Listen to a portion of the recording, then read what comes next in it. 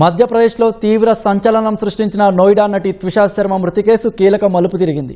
ఈ కేసును మధ్యప్రదేశ్ ప్రభుత్వం సిబిఐకి అప్పగించింది.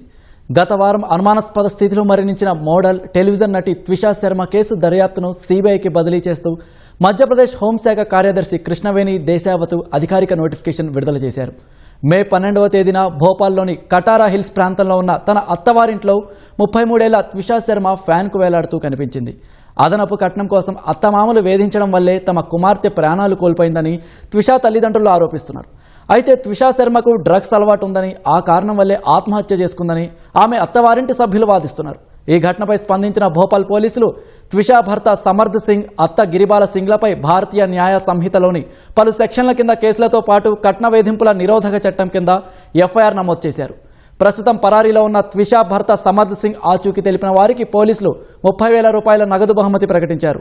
విదేశాలకు పారిపోకుండా ఉండేందుకు అతని పాస్పోర్ట్ను రద్దు చేయాల్సిందిగా కోరుతూ పోలీసులు ఇప్పటికే కోర్టును ఆశ్రయించారు. కేసు తీవ్రత దృష్ట్యా సమగ్ర విచారణ కోసం దీన్ని సిబిఐకి అప్పగిస్తూ మధ్యప్రదేశ్ ప్రభుత్వం నిర్ణయం తీసుకుంది.